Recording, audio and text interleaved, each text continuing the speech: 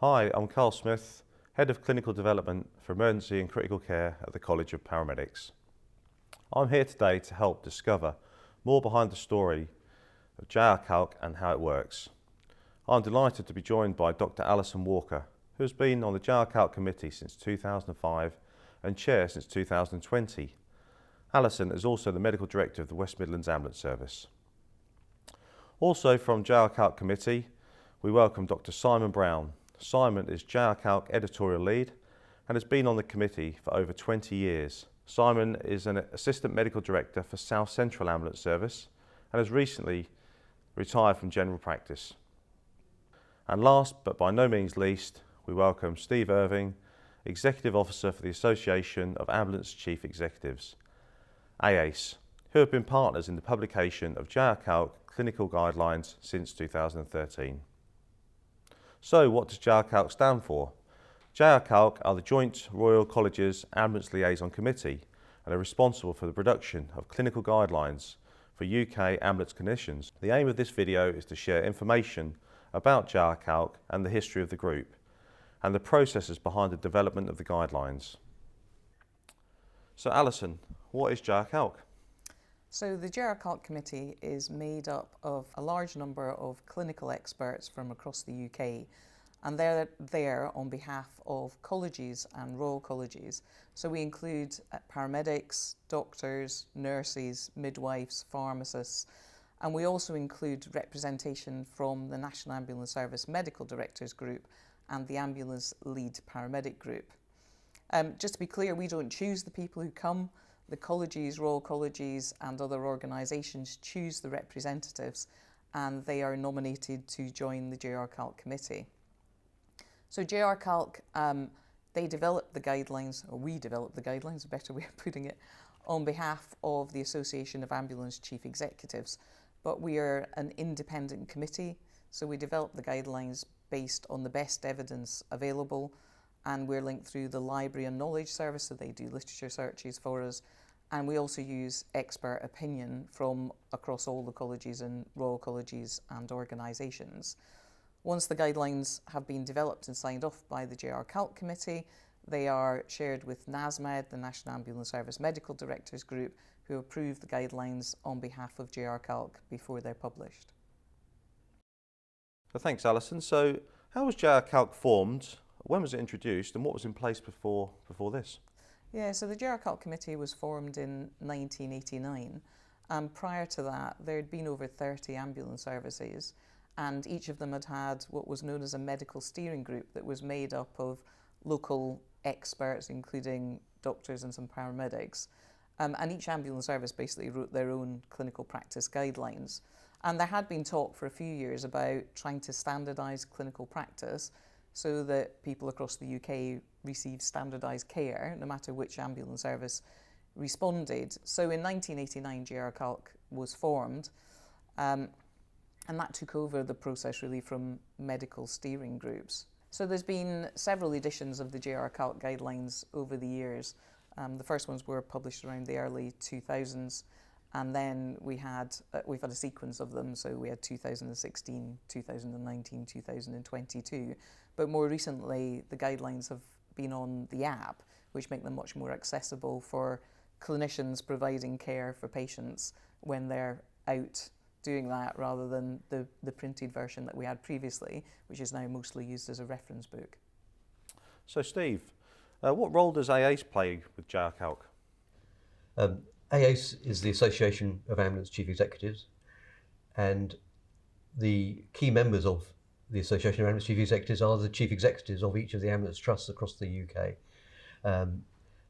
AACE's role with JRCALC is about the liability and the oversight of the guidelines. We're very lucky to have the reference group of NASMED who assure ourselves of the clinical quality of the guidelines, and AACE hold the indemnity for that guidance, just in case any challenge comes about. We can ensure that the practitioners are covered, as are the ambulance services themselves. Thank you. How is JRCALC funded? There is no central funding for JRCALC. Go back quite 20 years, the Department of Health was able to put some money into the funding of it. However, when that funding ceased, the ambulance services had to step up themselves and put some money into the ability to get the guidelines published.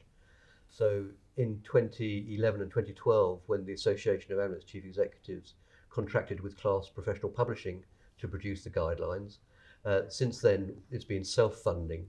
So AACE look after the guidance on behalf of the ambulance services, really. The committee itself works on a voluntary basis. All the senior clinicians and people that sit on the committee and in the guideline development groups give of their time freely. And for that, we are really very, very grateful, because without that, without the funding that organisations like NICE receive, we couldn't publish the guidelines as they are. They are a terrific resource owned by the ambulance services for use by the ambulance service clinicians. So Simon, can you give a simple explanation of how a guideline is introduced and the process that it goes through? So the process of developing a new guideline involves setting up a guideline development subgroup.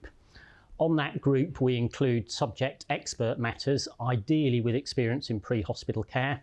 Paramedics sit on the group, ambulance nurses, and increasingly we're trying to involve patient representation, so Diabetes UK, sepsis.org. The group will then set up and work out the aim of the guideline, and on the back of that they will create a search in order to search the literature for all the current guidelines and any recent research involving in that. They'll go on to draft the guideline, and this will usually involve several meetings of the subgroup. Once they've written it, they will pass it on to the JRCALC Committee in order to get it approved by the JRCALC Committee. The main process and the main aim of developing a guideline is to make it useful for an ambulance clinician on the road when they've got a patient in front of them to make the diagnosis and treat the patient, rather than being a textbook. So it's very operationally and practically based, the guidelines are. Having been approved by JRCALC, it then goes to NASMED, the National Association of Medical Directors, for their approval. Once approved by them, it's then passed out to the ambulance services themselves. So each regional ambulance service will be notified that a new guideline's coming out. The ambulance lead paramedic group are informed, and this gives the ambulance trusts a chance to look at education, any education that's required, and to prepare them for the release of the guideline itself. When choosing a new guideline, this can come from several sources. NASMED may say we need a new guideline. The ambulance lead paramedic group may say we need a guideline on this or that. We monitor significant incidents that ambulance services receive, and coroners also produce preventing future deaths guidance, and we look at these to see if we need to change our guidelines at all in order to improve patient care. We're also constantly monitoring NICE guidelines, SIGN guidelines, so that if new information comes up, which means we need to modify a guideline, then it can be updated. The other aim we have is every 3 years we like to review every single guideline. Now, given that we've got 140 guidelines, that's quite a challenge. So each guideline is reviewed at least every 3 years. If there's been little change in clinical practice, then it may simply be a case of rolling the guideline on. But usually clinical practice has varied to a degree, so there are some updates involved.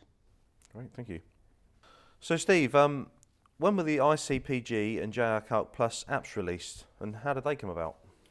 From around 2015, it was apparent that JRCALC needed to complement the printed versions that we'd been so popular for so many years with digital versions that could be updated in a more timely manner. So the apps were developed from 2015, and I think the ICPG was in 2016, and the JRCALC Plus app came in 2018, around then. And the difference between those two apps is that the ICPG is the common across the piece clinical guidelines as you would find in the reference book. The JRCALC Plus app contains trust-specific information. So that might be where you work locally, the opening hours of the urgent care centre or the cardiac centre perhaps, or perhaps a slight difference in a patient pathway. And that will be on your JRCALC Plus app that's specific to your ambulance trust. The ICPG is the reference book, but digitally and accessible on desktop, iPads, telephone, smartphones. So it's easily accessible, and of course it's updatable instantly.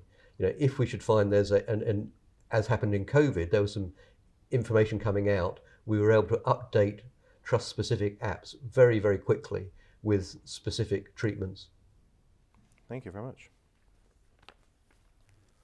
So Simon, how often are the changes made in the JRCALC?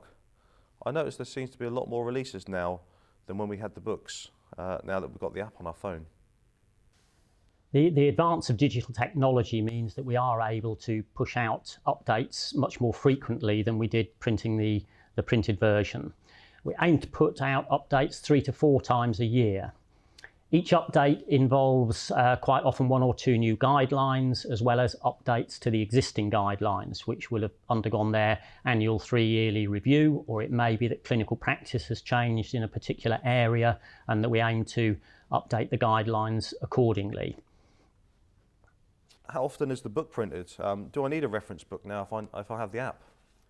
The simple answer, do you need a printed book, is no. The app contains all the information required and it's regularly updated. We've had feedback that people do like the printed book, particularly students, people working in research, but we do accept that the printed book goes out of date, usually within a few months of it being printed. And one thing that we have done now is we've removed the drugs from the printed book, because if there were any important updates, any adverse reactions to drugs that meant they'd been changed, we feel it's important that the ambulance clinicians have got the most up-to-date information which is available on the app electronically. So the printed version no longer contains the drugs. You do need the app in order to access the most up-to-date information. So Alison, if I wanted to suggest a change as a clinician, I feel the guideline needs updating. How would I do that? Yeah, so we really welcome feedback from clinicians, and that can be done in a number of ways. So you can feedback directly through the app, or you can go through the link on the JRCALC website and feedback to us. We review every single suggestion that we get. Sometimes that's about some new evidence has come in, or there's some new information or suggestions about new guidelines as well. So we look at everything that we get from our clinicians, and we really welcome all feedback. Thank you very much.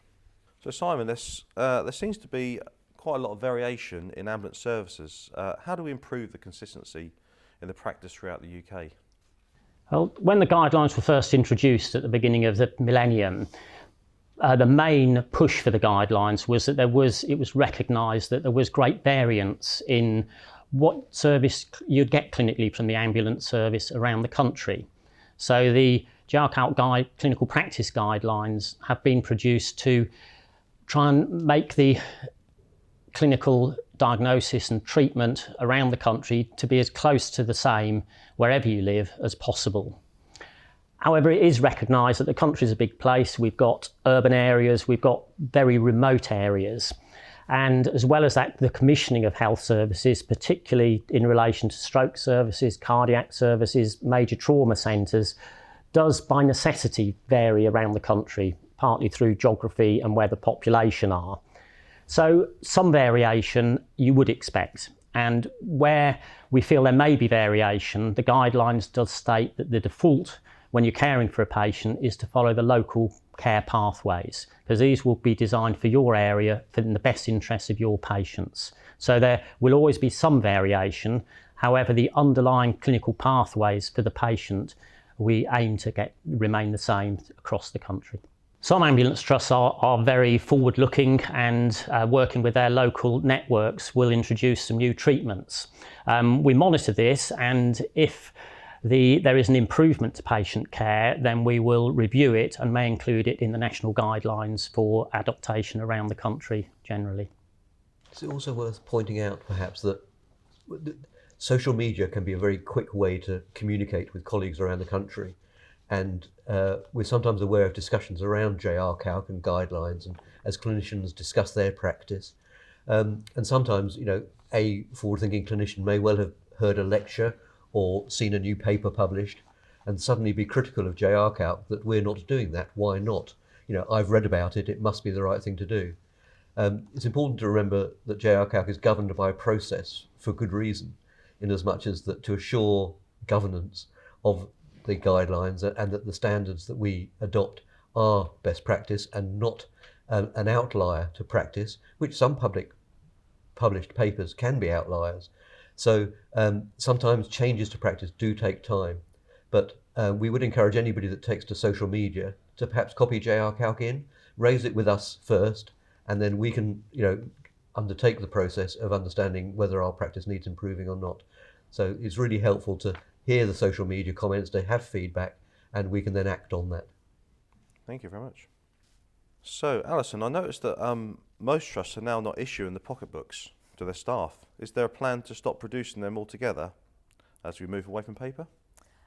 Yeah, so as Simon said, one of the problems with anything that's on print is that almost the minute it's printed, there could be new evidence come in and they would almost immediately go out of date. So the plan is to focus on the app-based system. I think one of the things we've picked up over the years is that some people don't realise that you can access the guidelines on the app even if you don't have a mobile phone signal, because the system, you'll still be able to get into it and still be able to see the relevant guideline no matter where you are. So it was felt through discussions with NASMED that we shouldn't continue to have the print version, because potentially then you might have a variety of different versions of clinical practice around, and that the default should be to have a look on the app because it's always available. So, Alison, are you saying that you don't actually need internet to be able to view the guidelines, because some remote areas don't have internet access? Yeah, no, so that's it has potentially, people were concerned about that, particularly in rural areas, but actually you can access the guidelines anywhere, because once you've downloaded the app, the guidelines are in effect stored on the device. So you can open them anywhere, read them anywhere, and still see the most up-to-date clinical advice. That's really useful, because I think that was a concern. So, Alison, I'm a clinician with a keen interest to support the changes in guidelines. Is there ever an opportunity to become involved? Yeah, so there's lots of opportunities, and we really welcome people who are enthusiastic to get involved. Clinicians from a variety of backgrounds, particularly paramedics, because the guidelines are written for paramedics. So the best way to do that in the first instance, if you're in an NHS ambulance service, is to go through your lead paramedic in the ambulance service. Because we go through the ambulance lead paramedics group when we're looking for clinicians with specific interests, so they would share that information in each ambulance service. And then of course we're really fortunate to have the College of Paramedics with representation on JRCALC. So we've got you for emergency and critical care, we've got Helen Beaumont-Waters for urgent care, and Julia Williams for research and new evidence. And then I know that you're reigniting all the specialty interest groups at the College of Paramedics. Perhaps you might want to say something about how that might work. Yeah, so the specialist interest groups are individuals from each ambulance service across the UK that come together and help us change and get consistency in practice. And then we also have people that want to become involved. That I know Helen will be dealing with the urgent and primary care, and has quite a lot of people that are involved in her specialist interest groups that work with her and feed into the system. And likewise for emergency and critical care, I'll be doing the same. So I think between us we can get this sorted. That's great. We're really keen to encourage more paramedic participation in all the guidelines. Thank you. So I'd just like to say thanks so much to Alison, Steve and Simon for answering my many questions here today. I hope you've enjoyed watching the video as much as I have been involved in producing it. JRCALC continues to support the ambulance staff in their challenging roles and aims to cover an extensive range of topics and support them in providing patient care. There's always an opportunity to give feedback, and that can be via the AACE website, JRCALC website, or at the bottom of the app you can send your feedback. So thanks ever so much, and thank you for today. Thank you. Thank you.